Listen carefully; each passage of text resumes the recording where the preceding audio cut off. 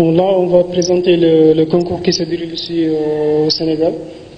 Le centre a été ouvert en 2015, ça se trouve à Césac, en face de la RTS. Et pour pouvoir passer le concours, premièrement, il faut valider d'avoir 2 années d'études scientifiques, ça soit en mathématiques, en physique ou bien en informatique, ou bien en MPI, PCI, mais il suffit seulement de valider 2 années d'études scientifiques et avoir un certificat d'inscription en 3e année, c'est-à-dire en licence, pour pouvoir postuler sur le site. Après, on a les conditions d'admission, les conditions d'admission et les papiers à fournir, ainsi que les liens d'inscription qu'on a déjà imprimés. Après, on va en distribuer l'ensemble de la salle, quoi. Donc pour le concours, les épreuves, il y aura deux types d'épreuves, il y aura les écrits et les orales. Et pour les épreuves écrites, il y aura uniquement une épreuve de mathématiques et en physique. Pour les maths, le programme en mathématiques, c'est le programme de la 2e année, quoi. C'est le programme essentiellement de la 1re et 2e année. Mais il n'y a pas la 3e année ou bien la licence, quoi. Ceux qui font une licence de maths, donc il n'y aura pas des topologies, mesures, ainsi de suite, quoi. Donc peut-être il y aura les séries, ainsi de suite, les séries de foyer, les séries, les calculs intégrales, ainsi de suite. La physique aussi, c'est la physique aussi de la 2e année, quoi. C'est la physique de la 2e année, mais c'est pas la physique de la 3e année, quoi. Et pour les oraux, par contre, pour les oraux, en mathématiques, l'examinateur peut vous poser des questions sur un truc de la topologie ou bien de l'algèbre. Sur ce que tu es en train de faire, quoi. Si tu es en licence maths, il peut vous poser des trucs que vous avez déjà vu en licence, ou bien que vous avez déjà vu aussi en 2e année. Ce sont des petits exos, ce sont des petits exos, et là il vous donne l'exo et vous allez préparer en 30 minutes, et après vous allez faire un exposé, quoi. Vous allez faire un exposé de 45 minutes, quoi, où il y aura une interaction entre vous et l'examinateur. Il va poser des questions sur comment tu as fait pour résoudre le truc, ou bien quelles sont les méthodes que tu as utilisées, et ainsi de suite, quoi. C'est ça. La physique aussi, c'est pareil. C'est pareil, quoi, pour les oraux. Et là, on voit que le coefficient en mathématiques et en physique, pour les oraux, c'est beaucoup plus, c'est supérieur à celle des écrits, quoi. Donc, parce que c'est là-bas que l'examinateur peut savoir les capacités de réflexion, ou bien si l'élève il est mis dans une situation où il devrait résoudre un problème du moins, c'est-à-dire quelles sont les méthodes qu'il peut utiliser et quelles sont les méthodes de réflexion qu'il va aborder. Il y aura aussi un autre truc qui s'appelle culture générale scientifique et motivation, quoi.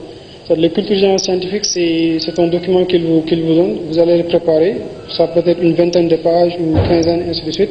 Là, vous allez lire le document en 30 minutes, essayez de comprendre les grandes lignes, et là, vous allez discuter, ça sera un sujet aussi scientifique, quoi. Vous pouvez discuter sur le document, il vous posera des questions thématiques, des questions qui peuvent être assez diverses. Il y aura aussi la motivation. La motivation, ce sont ce que tu as fait sur ta lettre de motivation, et ton CV aussi, quoi. Ton parcours professionnel, le parcours professionnel que vous avez fait, ainsi de suite, quoi. Et tes motivations, qu'est-ce qui vous motive, pourquoi vous pouvez faire le concours, pourquoi vous voulez aussi intégrer l'école polytechnique, ainsi de suite, quoi. Et d'habitude, pour les épreuves, d'habitude, le durée c'est 2 heures. Par contre, pour les oraux, c'est 45 minutes, quoi. 45 minutes et 30 minutes de préparation en général. Et là, il y a quelques informations qui sont actuellement dans le site d'inscription de l'école. Si vous voulez contacter la direction du concours, c'est Madame Isabelle Bécher. Voici son mail. Et là, c'est les liens d'inscription, car vous pouvez aussi prendre connaissance que sur les sujets écrits, il y les sujets de 2016-2017 et 2016-2017 et 2018 de la première section, c'est-à-dire de la section automne. Vous pouvez regarder là-bas les sujets. Vous pouvez aussi consulter les sites des BINE. Il y a deux associations, l'association de X-Afrique, dont Fabinto est la vice-présidente, et l'association de BINE Latino qui est présidée par les Brésiliens. Oui, ce sont les différentes. Il y a deux sections, il y a la section automne et printemps. Donc automne, ce sont les Chinois, les Russes, les Ukrainiens, les Vietnamiens, et ainsi de suite. Maintenant, pour cette section-là, le Sénégal se trouve dans cette section et les inscriptions actuellement les inscriptions ont démarré depuis le 18 décembre. Et la fin des inscriptions, ça sera le 31 mars 2018. Le 31 mars. On a les calendriers et tout le programme du concours. Tout le programme du concours qui a déjà été imprimé, quoi. On va vous en distribuer. Et là, on a le calendrier du concours pour la section printemps. Ça, c'est de janvier à mars pour les inscriptions. Et les épreuves écrites, ça sera du 22 au 26 mai 2018, quoi.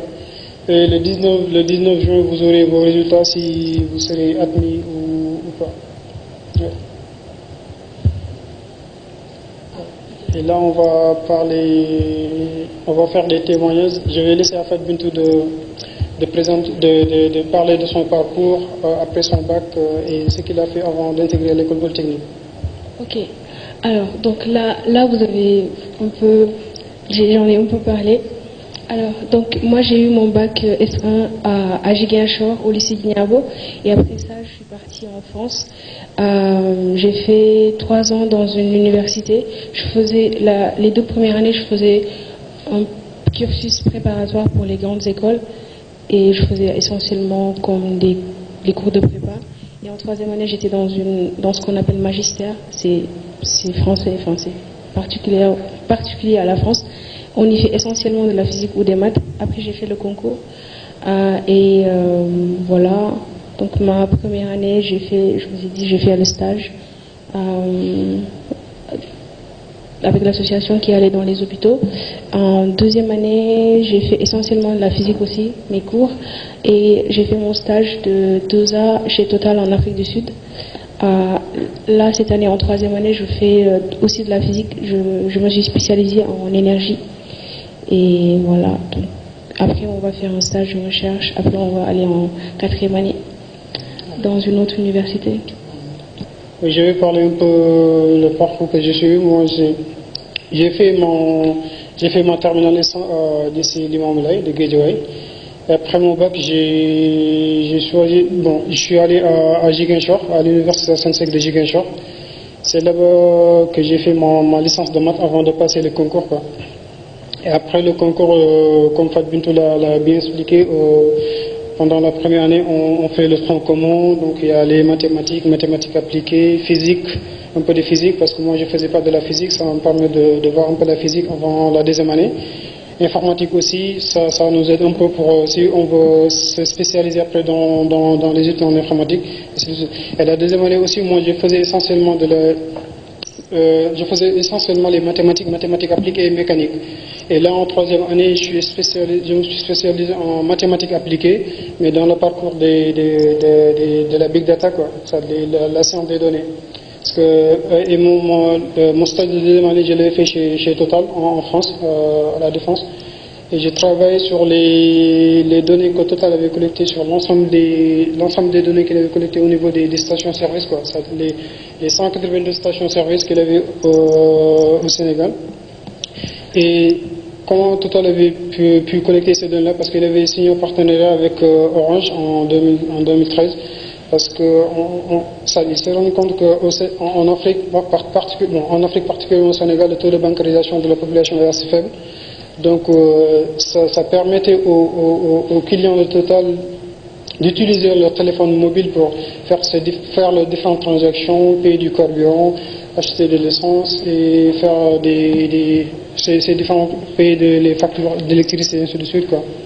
Et là, en troisième année, on choisit le parcours d'approfondissement et après on fera notre quatrième année sur vous pouvez faire la quatrième année sur la spécialité que vous voulez sur après.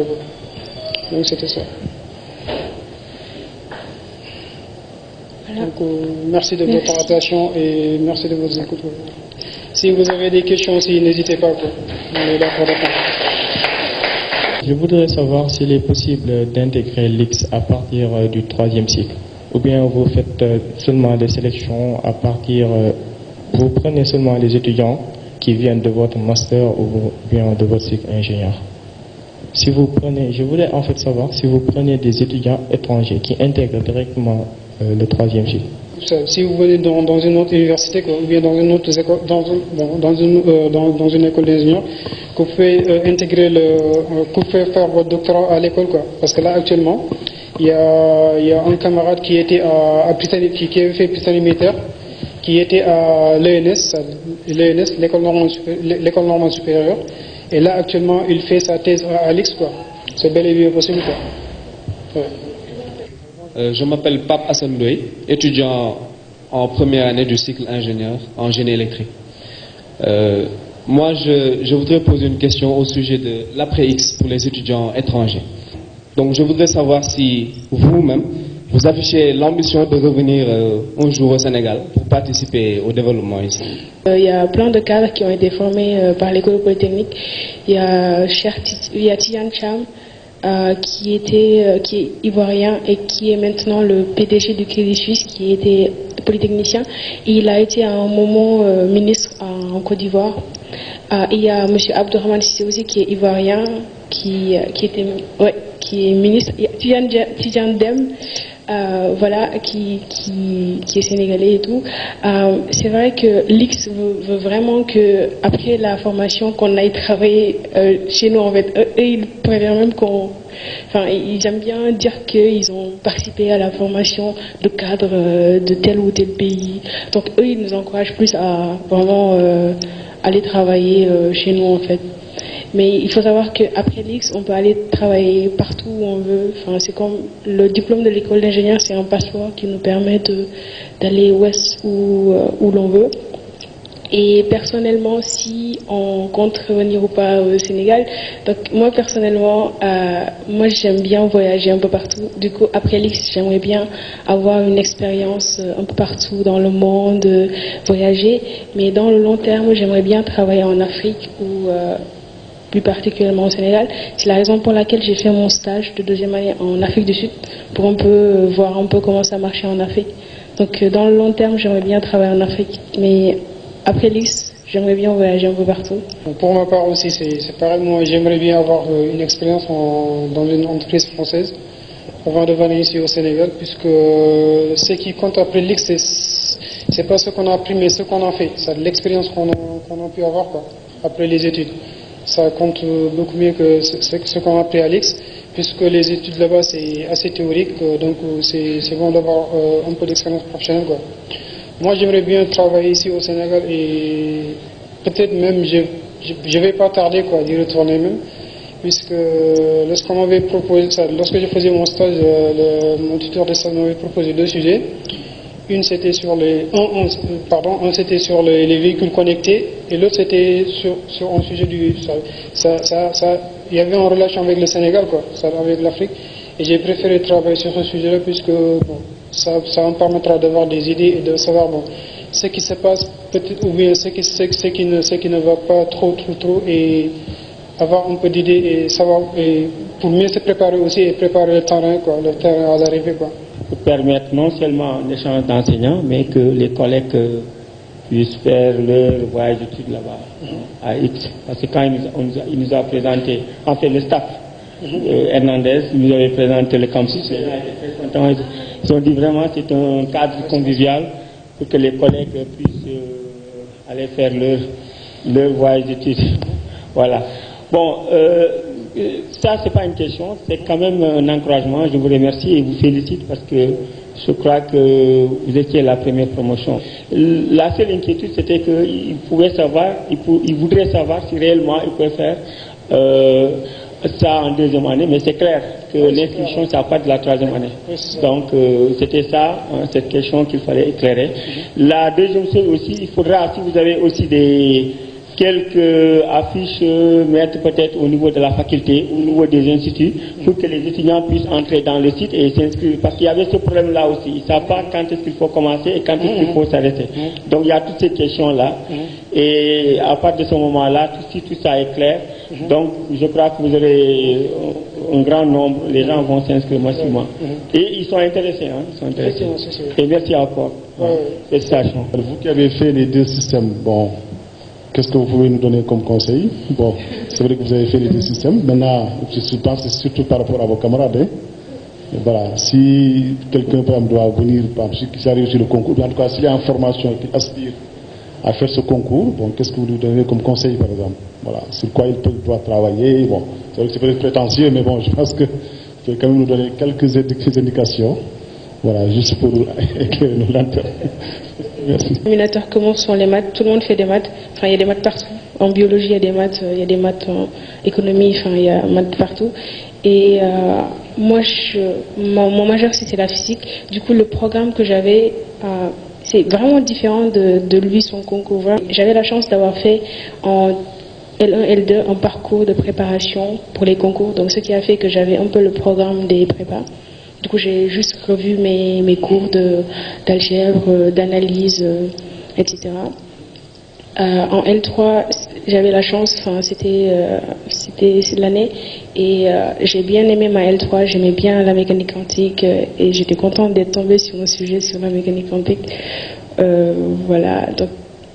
Mais je pense que Paps Vegas, c'est vraiment différent, il y a des écrits et tout. Après, oui. Après, il y a un truc, il y a la motivation.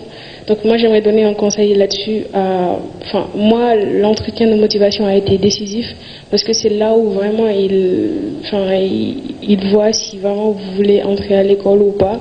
C'est là où il faut vraiment montrer sa motivation. Pourquoi? Surtout pour ceux qui font le concours ici, pourquoi quitter le Sénégal? Qu'est-ce qui vous pousse à quitter le Sénégal?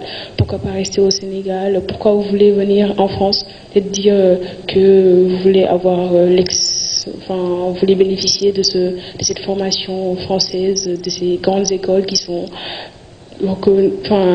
qu'on connaît de la France, etc., etc. Pourquoi l'école polytechnique? Ils aiment bien qu'on dise que c'est une école qui offre à l'élève plein d'avantages parce qu'il y a plein d'installations qui permettent aux élèves de s'épanouir. Il y a les cours qui sont bien, les professeurs qui sont bien, etc. Donc, moi, j'avais bien travaillé ma motivation, donc mon entretien de motivation. Après, je ne sais pas si vous avez des trucs de français. Non, ok, moi j'avais des trucs de français, mais ouais, pour ceux qui le font ici, il n'y avait pas. Donc il y avait aussi un sujet de français. Ouais. Ils aiment bien aussi les gens qui ont des parcours atypiques. Par exemple, en 2017, il y a un Sénégalais qui a intégré l'école et il avait fait une année de césure, un truc comme ça. Donc ils aiment bien des gens qui ont fait des parcours atypiques.